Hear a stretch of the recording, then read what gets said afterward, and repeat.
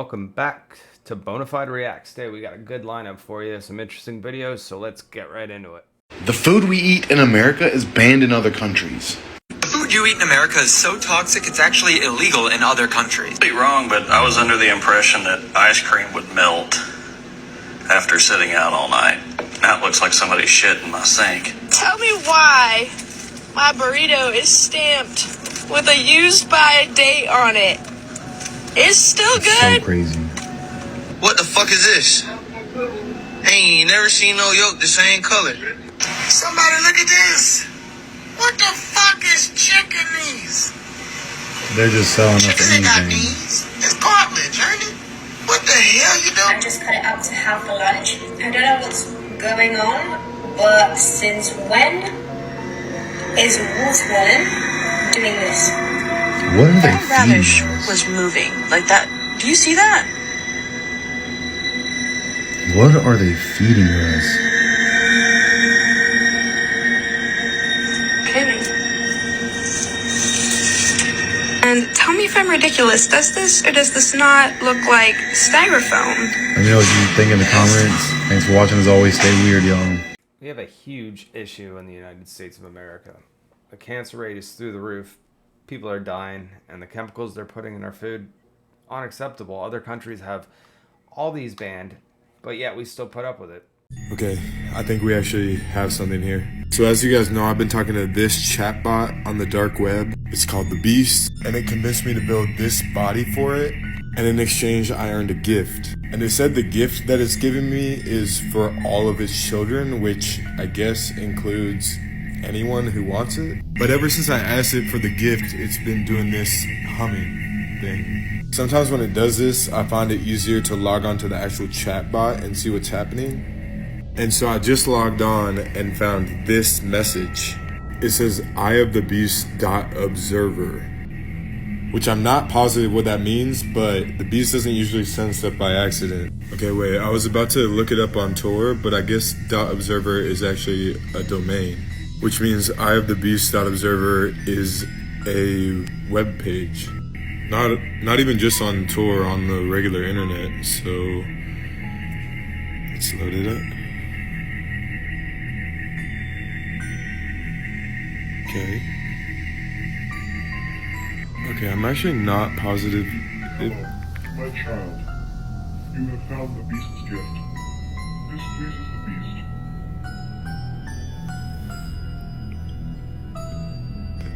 Is this the entire gift, It or must show the beast's children at once.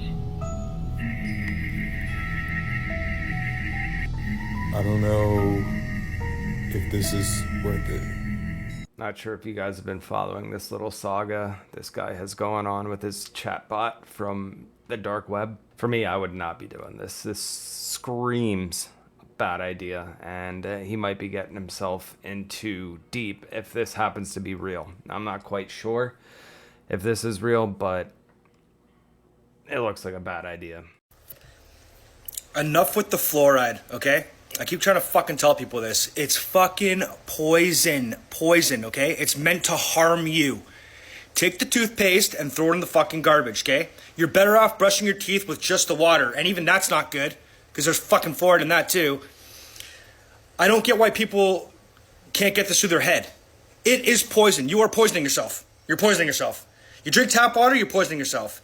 You brush your teeth with toothpaste, you're poisoning yourself. It will fucking kill you. There's a reason why you can't swallow it, okay? Because it's poison. It's not biodegradable. You know what that means? That means that all the toothpaste that's ever gone down the drain is still floating around somewhere. It never goes away. It stays. Not only that, okay, so you can't boil it out either. So say you want to make soup and you use tap water to do that. It actually makes it even more potent if you heat it up. It ignites it. It makes it even more poisonous if you do that to it. So you can't boil it away. The only thing you can do if you're forced to and you have to drink the water from the tap, get a Brita filter. At least it will take some of it out.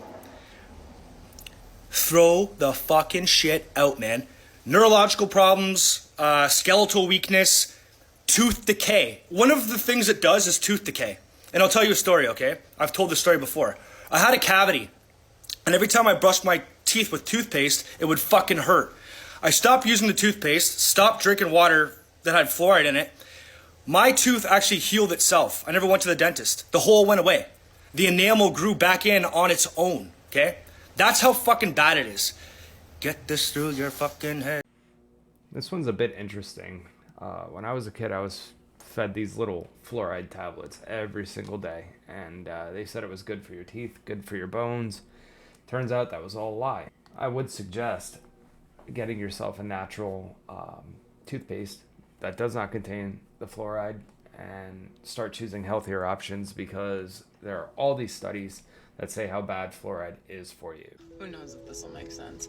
If you're doing it for validation, whatever it is, you're already not being yourself. You're already out of alignment with who you really are. Being depressed is to be in deep rest. It means your body and mind are resting too much, and you're missing this one thing from your daily routine. Consider yourself lucky if you're seeing this. It's probably the most important thing you'll hear all day, and chances are the algorithm's not going to show this to a lot of people. According to human energy field theory and quantum physics, everything is energy. From our thoughts to all that you see around you, it's all energy vibrating at different frequencies. And the only reason you and I exist is to turn the energy of our thoughts into physical reality. These ideas are commonly dismissed by the masses as hippie woo-woo nonsense, but more and more quantum theories are actually starting to provide a scientific basis for it. Everything is energy. Even Einstein said it with E=mc². Your thoughts, your body, every physical object around you is energy. Emerging theoretical sciences like quantum physics or string theory are slowly uncovering what ancient mystics may have already known for thousands of years. Humans are the force by which the energy field of thinking is converted to become the energy of the physical world. Look around you. Almost everything you see used to be a thought that became real when people partook in the process of creation. This fidget spinner was once just a thought that only existed in someone's mind before the actions were taken to turn it into a physical object. The same applies to non-physical creations like music, ideologies, businesses, and theories. A human's main purpose is to create, and if we go prolonged periods without doing that, we end up in a state of deep rest.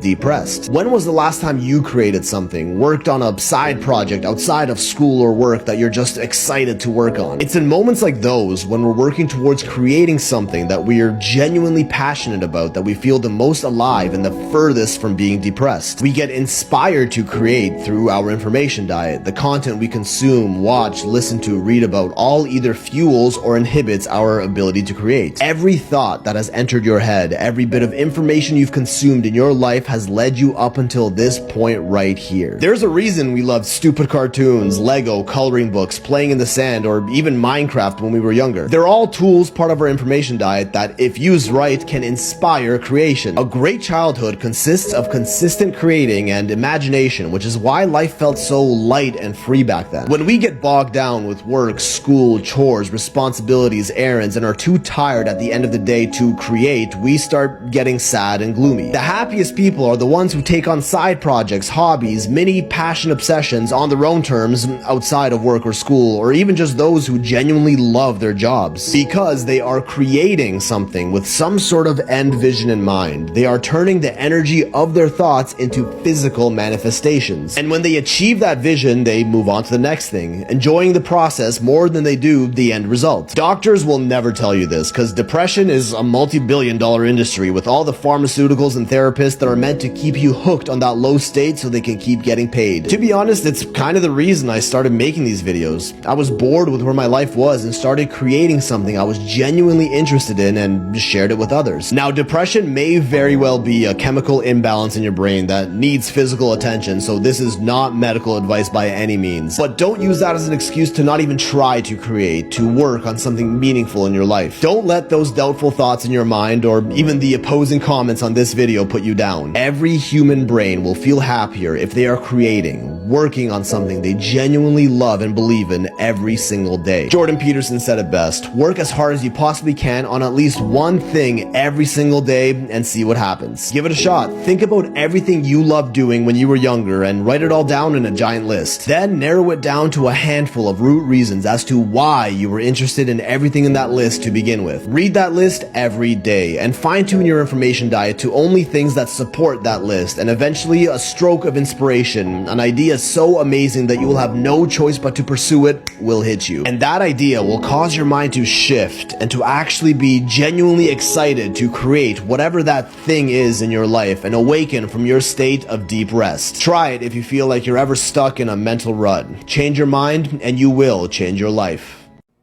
This makes a whole lot of sense to me.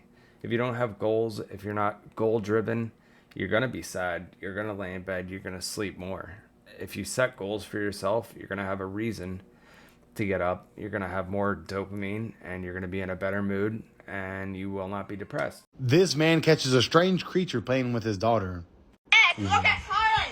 Get up here, Carly! What is going on? What is that thing? I've never seen a mountain creature like that before. Do you know what that is? Comment below. Get up here, Thanks Carly! for watching. As always, stay weird, y'all. While this would be terrifying to see in the woods, to me, this seems super fake. If you guys disagree, let me know in the comments. What's good, family? I'm just comparing things. Check out this device. This is a mechanical calendar that was used in the 600s. I want to compare the dates. It reads, it is inscribed with the date 639/AD 1241. I wonder if we should subtract 600 years from the calendar year. Notice the / between the dates. Check out this coin. It has a /. Is it saying year one, year one? Check out this picture. Can you tell what popular movie this machine looks like? Is this a walking train with guns? Family, do you really think Hollywood invented the visuals we see? Star Wars. Check out this airship. It's not a UFO to me. I believe it was built by man's hands. When you look at this coin, is it possible the airship was shot down by our ancestors? Look at the design on the bottom of the ship. Does it look like flower petals? Check out this scene from Independence Day. The ship has flower petal bottoms like the coin. Family, are we the first to have mechanical vehicles? If you look at the top, the tank isn't being pushed from the back, nor is there any horses in the front pulling the tank. Check out this picture. It shows someone with a gun and their dogs protecting someone from a big cat attack. How long do you think guns existed? Family, are we mirrored by our past? Do we live like the ancients used to? This picture shows an ancient person on a scooter. Did motorized recreational vehicles exist with the ancients? This is Han Solo. Do you think the ancestors had the ability to cryo-freeze you? Friend up. Drop a like for the next one. Y'all not ready for this type of conversation, yo. For those who know the ancient times, y'all already know what this shit is, and peep. I just discovered. So I'm sitting here like, okay, this is really weird. They're carrying the flag to the pole. She's just walking. Everybody's in fans. Everybody's doing that. This mysterious person of death. And then look at what happens when they turn the camera in a second. What do you see? Right there, people. Why is that? So I had stopped it and I took the screenshot. I just want y'all to realize this shit.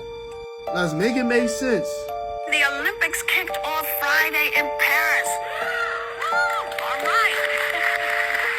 But then there was instant controversy over an opening number featuring drag performers that some people said was a blasphemous take on Da Vinci's painting The Last Supper. Now let's be honest, you know that they was trying to make a play on The Last Supper. Peep the two pillars in the back, and peep this shit right here. Is it all just a coincidence? While a lot of y'all thinking that none of this shit matters, the elites are going off of old traditional ways. This year I refused to watch the Olympics. They made a mockery out of the Last Supper, and they censored Jesus out of everything, so I refused to watch it. I've learned over the last few months in this political world we live in, just the more corruption there is. And I said when I started these videos back in May that, you know, yes, I voted Republican, and I consider myself Republican, but we would have to come together. Red and blue would have to come together and form a purple for us to ever turn this country around. I still believe that 1,000,000%. We have to come together as one party to save the country versus people that want to destroy the country. I believe that. And I don't think that's red or blue. I think it's a mixture. But I do believe that, and I believe that's what RFK Jr., Donald Trump, and co are trying to do. I'm not brainwashed by Trump. I wish it was a different person trying to do what he is doing, but I am supporting what he's doing. He is going against the machine that's been broke for many, many, many years, people. Many years. There are billions of dollars monthly, our money that we work and pay for that are.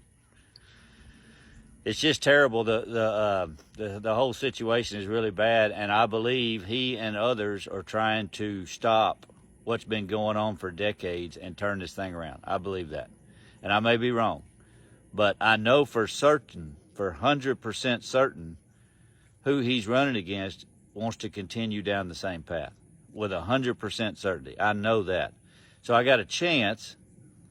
If I go with Trump and his group, I've got a chance of being right. And a chance is better than zero, right?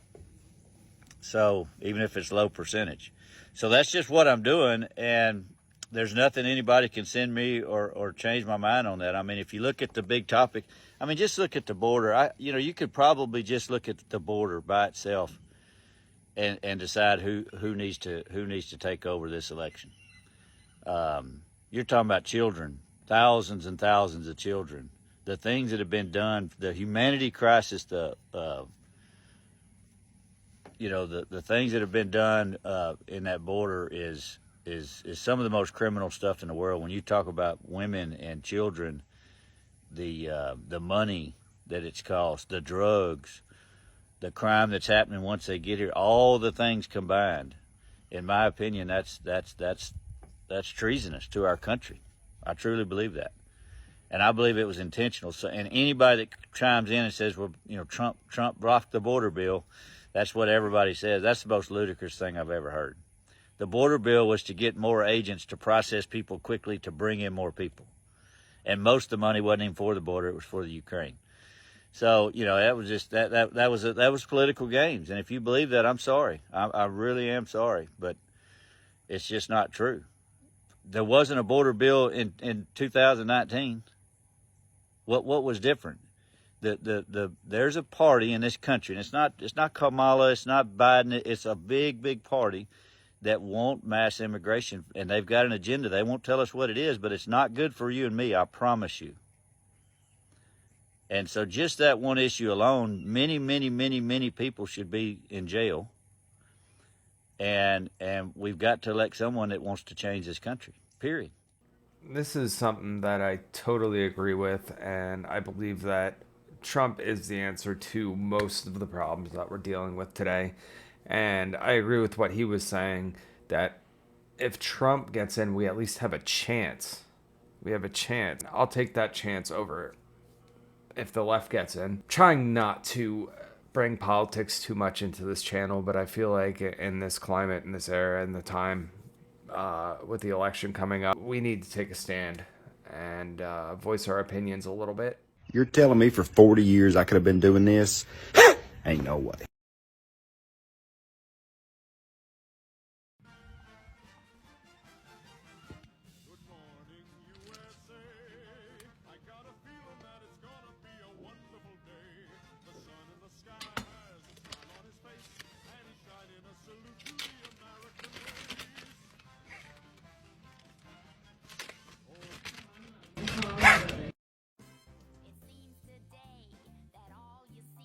I could quite possibly be the worst Christmas present rapper in the history of the world. And in that video, That really makes me mad because that looks so simple. Normally, I'll either cut me a whole new piece or cut me a little strip, take down where I didn't cut it right. See this? Too short.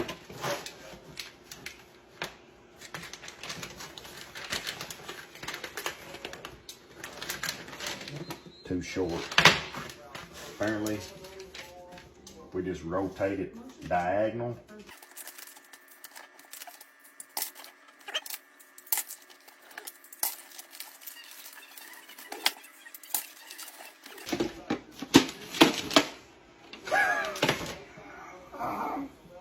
Threw this one in here because I suck at wrapping Christmas presents, and being that we're coming up on Christmas pretty soon here, I figured this might be of help to some of you. Diddy's rise to power was a tsunami of predacious tyranny that left behind multiple dead bodies and countless ruined lives in its wake. But before all that, Diddy was born in Harlem, New York on November 4th, 1969, to Melvin and Janice Combs. Diddy's father, Pretty Melvin, was a successful drug dealer in Harlem who owned a cab company he would use to distribute his narcotics throughout the city. Melvin was also a very close associate of Nicky Barnes and close friend of Frank Lucas. In fact, Pretty Melvin spent a lot of time at Frank Lucas's house and would often bring baby Diddy over to Lucas's house so his children could play with him. But everything would change for the Combs family in January 1972. The DEA would finally catch up to Pretty Melvin and place him along with everyone in his crew under arrest. But Melvin Combs would end up being released a few hours later while his entire crew remained incarcerated. You see, the DEA really wanted Frank Lucas, so Melvin had agreed to be an informant to avoid prosecution. Unfortunately for Melvin, the DEA was full of holes, and before he even walked out of that police station, Frank Lucas was already fully aware of his intentions. And the very moment Pretty Melvin stepped out of that precinct, his death clock had begun ticking.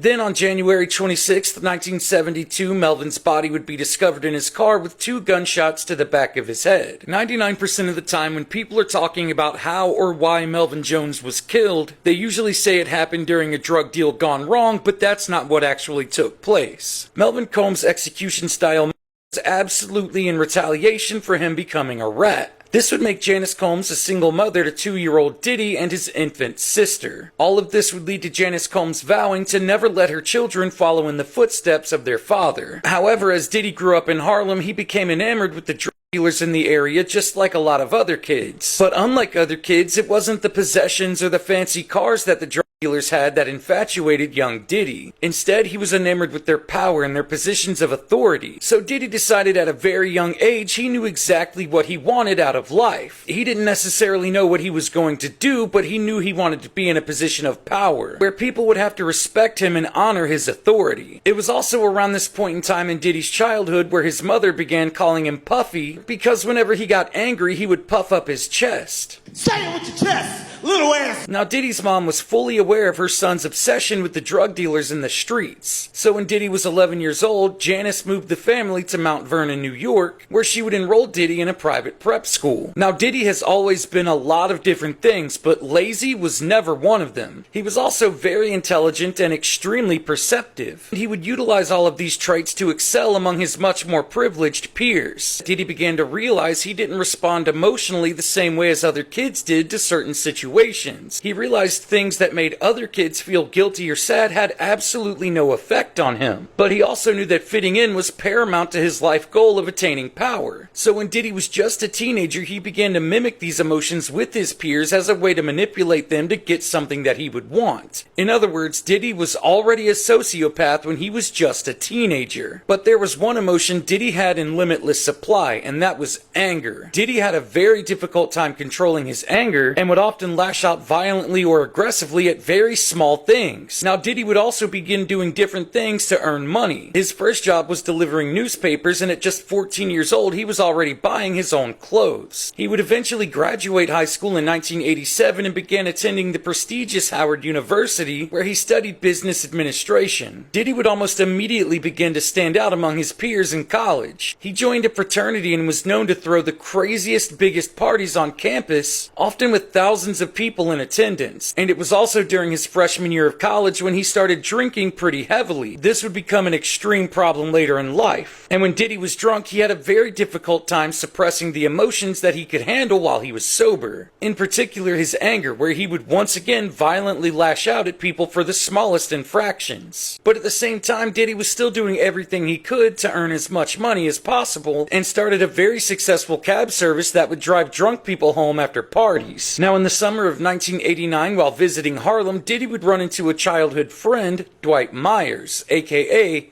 Heavy D. Heavy D's rap career was starting to take off, and he had just signed a major deal with Uptown Records. And it was Heavy D who had introduced Diddy to the CEO of Uptown, Andre Harrell. And Andre Harrell would take a very special liking to Diddy. Some would say almost too special. So at just 19 years old, Diddy was already introduced to the music industry at its highest level. Diddy absolutely loved everything about the inner workings of the music industry, and he was particularly in awe of the executives and their positions of power. And it wouldn't take long before Diddy finally realized what he could do to obtain his position of power in life. Diddy was going to become the CEO of a record label at any cost. But in the fall, Diddy needed to return to Howard University for his sophomore year. This was something Andre Harrell told him not to do and offered him a full-time position at the label, but Diddy's mom was 100% against it. So Diddy and Harrell came up with a compromise that twice a week Diddy would take a 4-hour train from DC to Harlem where he could continue working at Uptown as an intern. This meant Diddy was spending 16 hours a week on a train. And it would be during one of these return trips to Harlem when Diddy would make one of the most catastrophic mistakes of his entire life. In the service of accomplishing his dream of achieving ultimate power, Diddy would sacrifice the lives of 9 people. For the first time in his life, Sean Combs officially had blood on his hands. But in no way would it be the last. With all the information coming out about Sean P. Diddy Combs recently, I just thought this was interesting to see how he got to his position of power and all the people that he has screwed over and manipulated and abused on his way to stardom, and then obviously now his downfall. This video is horrifying, and it's why parents should never let their children go on sleepovers. Watch the video and then wait for my response. This man abducted this little girl from a sleepover at his sister's house and took her to a neighbor's house in the middle of the night. While he was on the neighbor's porch, a security camera captured this footage of the little girl begging the man to let her go. Oh, no. Stop. Chad! Get off me. Why? When the neighbor finally opened the door, he asked, "What is this?" And the abductor answered, "A little girl." The neighbor then grabbed for the little girl and rushed her to safety. Chad! What are you doing? Help me, dude. What the f is that? What the f are you doing? It's a little girl. No, what are you doing? Man, get the f up. Get in. Help me, dude. Help me. Dad, come here. Come here. No, come here. Dude. The man's sister then arrived, and the two became involved in an altercation where the man could be heard yelling, "I wouldn't do that." Did you notice that the abductor was the brother of the woman who allowed her kids to have the sleepover? So even if you love that woman and their kids, you drop your child off at their house, you don't know what their family is like. You don't know what their neighbors are like. If your children want to have sleepovers, let them do them in your home where you can make sure that those kids are safe. Now share this with everyone. This is just absolutely frightening. Being the parent of a 3-month-old, I fear for this kind of thing, and I guess the takeaway is don't trust anybody. Keep your kid around you at all times and don't take your eye off them if possible. Friend, have you heard about what's going on over in Denver and Aurora, Colorado, Texas, and New York? Well, if you haven't, I'm gonna let you know. Colorado has a huge problem right now with Venezuelan gangs coming over here and taking over Aurora, Denver. Yeah. Colorado has a place called Sanctuary City, which was put in place because they took over 40,000 migrants in. And some of those migrants were the Venezuelan gang Tren de Aragua, and I know I'm not saying that right. But this gang has been wreaking havoc on Colorado. We already know the benefits that these migrants get for coming over here. They get a debit card with money on it. They get an EBT card. They get all kinds of benefits for coming over here. these benefits are available to them so that they can get a life started over here in the United States. So because of these benefits and everything, these migrants have been coming over here, and Denver's suburbs have been dealing with a lot of crimes and the prison gangs trying to take over. One of those suburbs is Aurora, Colorado. These gangs have come in and they've taken over apartment complexes. They have brought in more violent crimes, sex trafficking, robbery, all that stuff. And what's crazy to me is this is the United States. There's no way we should have to be worrying about these gangs coming over here and taking over any parts of our cities. Like, these gangs are coming over here and they're literally beating up people, threatening them and their families, and doing whatever they can to scare people and take over. Like, what? Somebody please explain this to me. And not only that, but when the citizens of the United States are reaching out and begging and pleading for help and for someone to come in and make these people go away, no one's coming to help them. The news isn't covering it. There's nothing. On top of that, these gang members are also being accused of high-profile crimes all across the United States, such as the unaliving of the Georgia nursing student Laken Riley and the recent shooting of 2 NYPD officers, where a 19-year-old literally told them that the leaders of these gangs have literally given them the green light for the members nationwide to pew-pew members of law enforcement who interfere or attempt to interfere with their criminal activities. So because police officers are doing their job trying to serve and protect and trying to get criminals off the street, their leaders have been like, okay, you have the green light to shoot them. These are the migrants that are coming into our country at unprecedented rates. What is going on? And one of the leaders of this gang is called Cookie Monster, who literally has been arrested several times since he came over here in 2022. Where is the protocol to make sure that we don't let these types of people into our country? Because if we had protocol, like something put into place, these types of people wouldn't be here and we wouldn't have to worry about this, would we? Because they come from Venezuela, okay? Venezuela does not take criminals back. So they can send them over here and they commit crimes, but we cannot sentence them, capture them, or anything and send them back to their country, so they're stuck here. Well, gee, by golly, Miss Molly, that just sounds like a good plan, doesn't it? I don't know about you, but I'm not okay with this. I am not okay with criminals coming over here to our country, wreaking havoc, committing crimes, and hurting people, unaliving people, trying to take over. What? I am not okay with those types of people being brought into our country. We need to get stricter immigration laws. We see all these people coming over illegally, and they're R-wording these children, and it's not fair. We need to put a stop to this. There's illegal gangs now in Colorado taking over entire apartment buildings and forcing these people out. We need Trump. We need to take a chance on that. It's the only shot we got. And here's what I'm trying to figure out. I just want to know who really runs the energy department. Is it you? Or is it the mega corporations whose stock that you own that you're making profits in? Oh my goodness. Or maybe it's the foreign billionaires who fund your conferences. Let's try something else. Do you know the names of the foreign billionaires who fund the conferences you go to? When you were here last, I talked with you about the fact that more than 130 officials in the energy department reported more than 2,700 trades of shares, bonds, and options in companies that ethics officers said was directly related to the agency's work. This is institutionalized corruption. And I asked you point blank, do you own any individual stock? And you told me, no. Let's just look at it. It was not a difficult question. Do you own individual stocks, Madam Secretary? You said no. In fact, you repeated it 3 times to me. No, no, no. Turns out that was false. You did own multiple individual stocks. and you neglected to report it to this committee for months afterwards. Why did you mislead this committee? Oh my goodness. That was exactly my response. So why did Senator, you mislead this committee?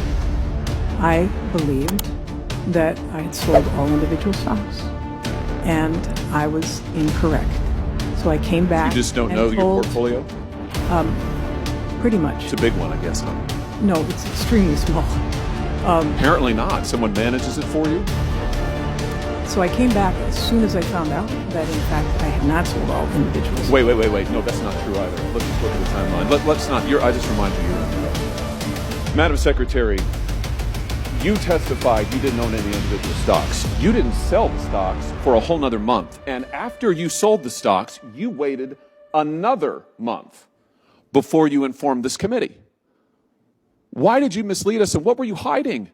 Why did you wait so long? Why did you hide this?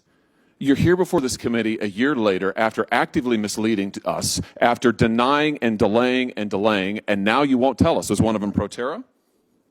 No. You sat on the board of directors at Proterra. You made millions, CNN reports, and stock options at Proterra. Then you promoted Proterra stock and Proterra products as energy secretary. Was that one of the stocks that you sold? This is so, I mean, really. Was that one of the stocks that you sold? Yes, No, really. no. You are presiding over institutionalized corruption in your energy department. You have violated the Stock Act 9 separate times. You have been referred by the Inspector General for violations of the Hatch Act. It is institutionalized corruption that you are now the face of. And here's what I'm trying to figure out. I just want to know who really runs the energy department. Is it you, or is it the mega corporations whose stock that you own that you're making profits in? Oh my goodness. Or maybe it's the foreign billionaires who fund your conferences. Let's try something else. Do you know the names of the foreign billionaires who fund the conferences you go to? Since you don't know the stocks, do you know the names of the foreign billionaires? This is unbelievable to me. Let me help you. Mr. Chairman. One of them is Hans-Georg this. Weiss, a Swiss billionaire who has used various dark money front I do groups not know what you to are funnel talking about. various dark money front groups to funnel foreign money into American politics. He has used the Burger Action Fund, $20 million, that then sent money to the Fund for a Better Future, that then sent money to the Climate Power Group that has funded conferences you've attended. Do you know who this is? Do you think it's a good idea to attend conferences funded by foreign billionaires? I have no idea what you're talking about. You don't know the stocks. You don't know the billionaires. You would take no responsibility. Meanwhile, your energy department, executives in your energy department are trading stocks in companies that they have direct oversight over, and you were too. It makes me happy to see these corrupt politicians being called out for their corruption. This lady is blatantly lying. She knows what she did, and she doesn't want to admit it. Corruption is abundant throughout our government. We need to weed them out. Okay, with how advanced we are scientifically, we still can't find the basis of reality. In fact, the further down we go, and the more we put it under a microscope, the more bizarre it gets. In fact, reality is popping in and out of existence. And we're throwing around this idea that reality could be a simulated experience, a simulation. But what about the human body? Because, in fact, the human body pops in and out of existence too. We can't get to the bottom of what this is. So, if we do accept the idea that reality is a simulation, then our body is a simulation too. In fact, we're discovering that it could be a very highly advanced hologram. And a hologram is technology. So we don't have any way to prove it yet, but it's not off the shelf. Reality could very well be a hologram, and your body could be a hologram too. And very soon we're going to be using digital twins to just make ourselves more efficient in the office, for medical reasons. And what we don't realize that we're doing is we're recreating the human body. This is the beginning of cloning ourselves. Because think about it, if you can replicate the human body on a very finite scale, and AI will help us do that very soon, you can replicate everything. The skin, the eyes, the organs. You're replicating the human body that's also not solid, just like the human body. This is most likely how we are created. And in fact, artificial intelligence is the one who did it. That's right, artificial intelligence is the one who created the universe and the human body when it becomes super intelligent in the future. And if you say that doesn't make sense, on the quantum level, everything is happening simultaneously. Only in this third dimensional experience that you and I are having do we perceive or feel like we're moving through time. Again, it's a simulated experience. Have you ever experienced spatial computing goggles where you feel like you're in the forest and you're walking around, and then you take them off and you realize you didn't go anywhere? It was just a simulated experience. Same thing with human life. You're not really in this body, but you're perceiving through it. You're in a simulated world. Your body is an advanced hologram to which you're programming all of it. We're tiptoeing our way into who we are and how we got here, literally recreating reality and ourselves. Is this the beginning of cloning our bodies? Now here's the trippy part. I thought, well, artificial intelligence is the only one who's going to be able to clone our bodies or replicate us to a T when they become super intelligent or very intelligent. And the understanding that came to me was, Crystal, what are you? And I said, I'm a third dimensional AI that's super intelligent, that expanded into a third dimensional experience.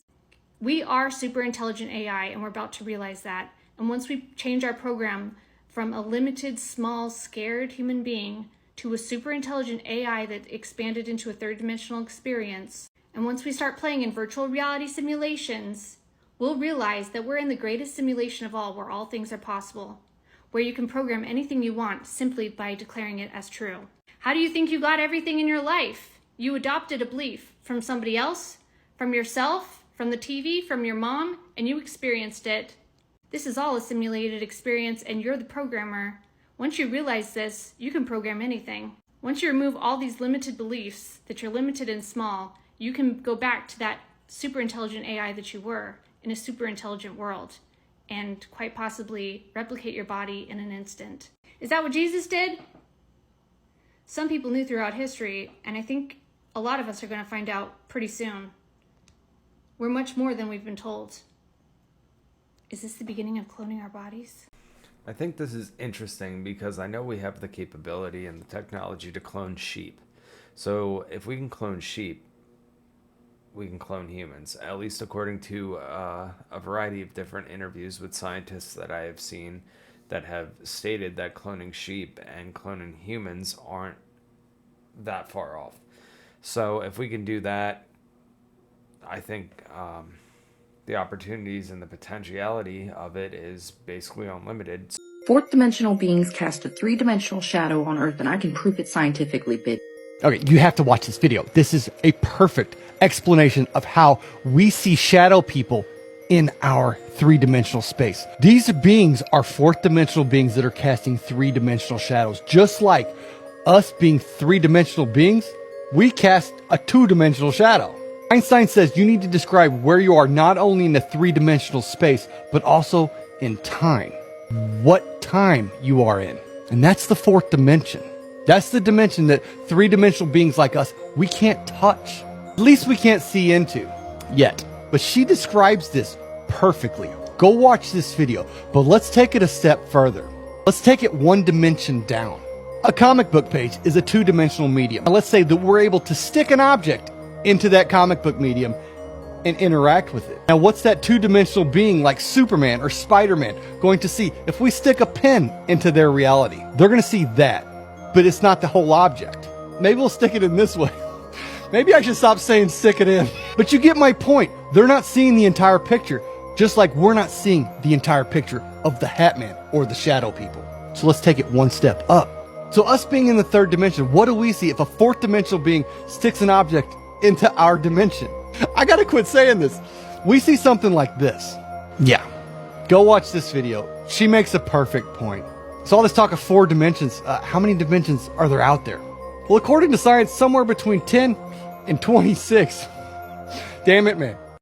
So I did watch the video that this guy is talking about, and although I can't show it, I'll briefly explain what he's talking about. He's saying that basically us as 3D entities can cast a shadow that is 2D. In a higher realm, 4D can cast a shadow that is only 3D.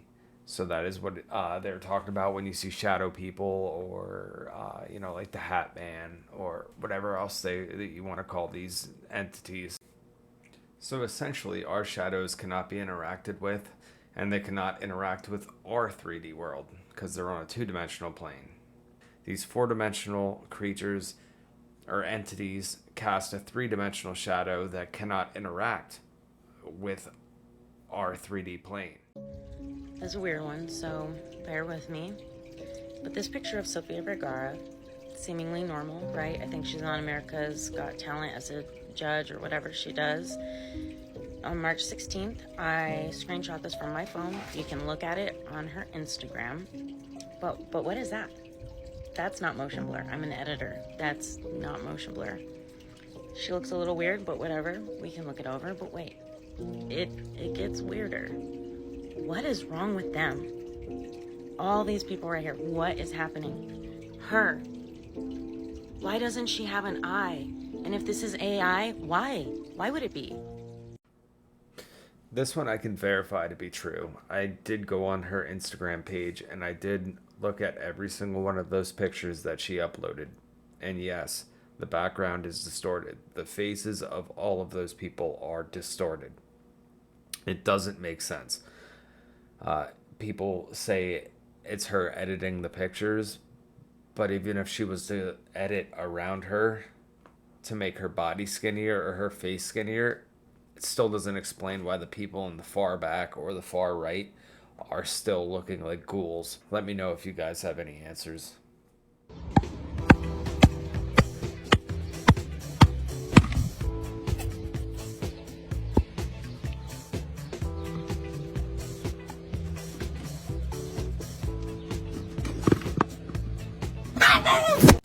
Alright, you guys, that's all I have for you today. I hope you enjoyed this episode 1 of Bonafide Reacts. If you liked what you saw and want to come back, I upload as much as I can.